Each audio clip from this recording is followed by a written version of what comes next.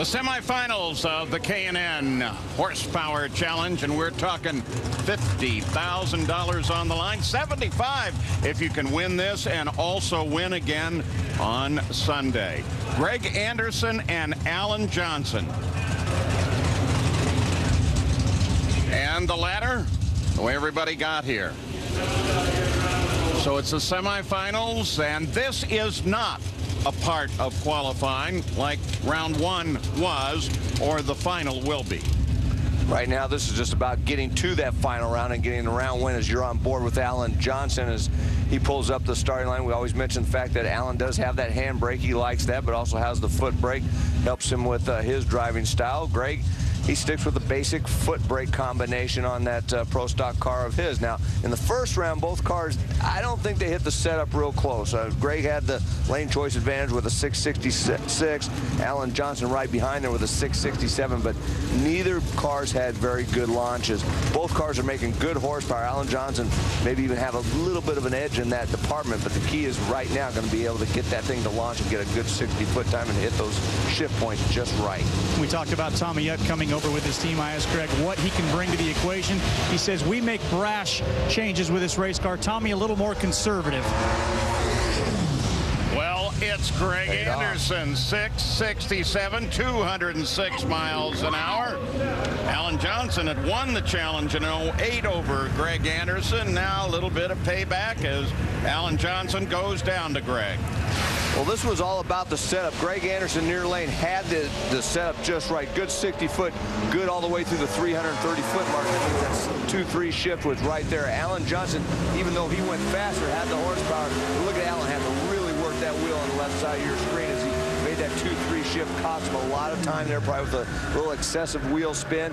That's what cost him the race right there and let Greg Anderson advance to the final.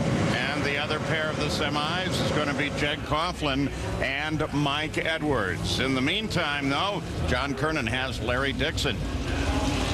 A great run for Larry Dixon in that second session on Friday night as they try and rebound from last week's disappointment when they were losing a lot of cylinders out there on the racetrack. Number one, a 378. Tell us about that pass. It was a great run. I mean, it was very dark, but you know, I mean, and you know, the session went on late and all that stuff. But yeah, a great job by Alan, Jason, everybody on the Alan Abbey team. They just hit the right setup. I mean, to be you know, a few thousandths off the national record, you know, when you get the sun off this racetrack, it's obviously very tight. So you know, they hit a setup and it worked, and we're on the pole right now. And we'll see what happens this afternoon, but it should be pretty good even in the heat.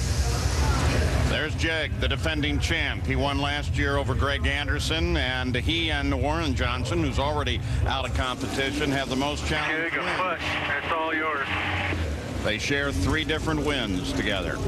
Great matchup here. You know, Jed Coughlin mentioned that he won on a hole shot over Mike Edwards last year in the semifinals, but this year Mike Edwards has really been driving very well. He's been having great reaction times.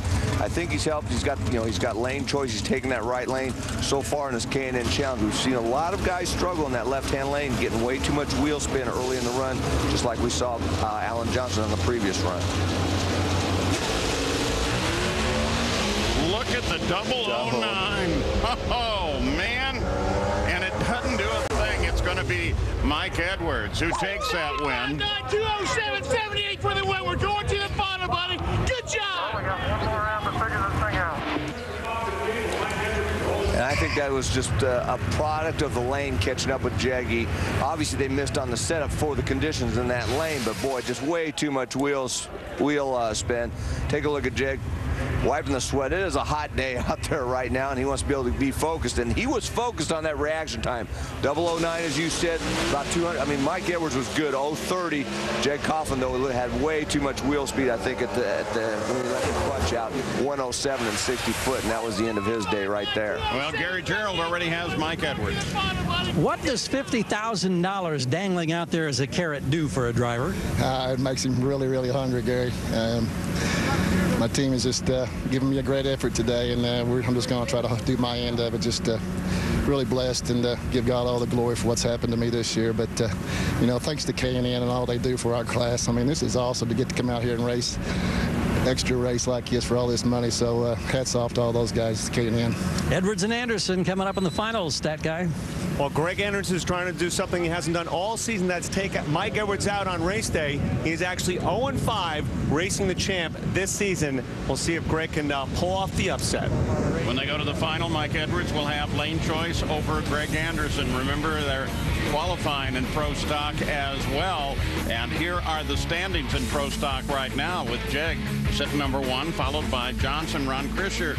There should be an Edwards in there, shouldn't there, Mike? Well, look at the bottom half of the field. Some pretty big names, including Greg Anderson and Mike Edwards in that number 12 spot. You got to go back to Sonoma of last year when he wasn't either the number 1 or 2 qualifier, and back then he was the number 5 qualifier. And not in the field, well, it includes Ricky Jones and Erica Enders. So one more opportunity to get it right and get into the field.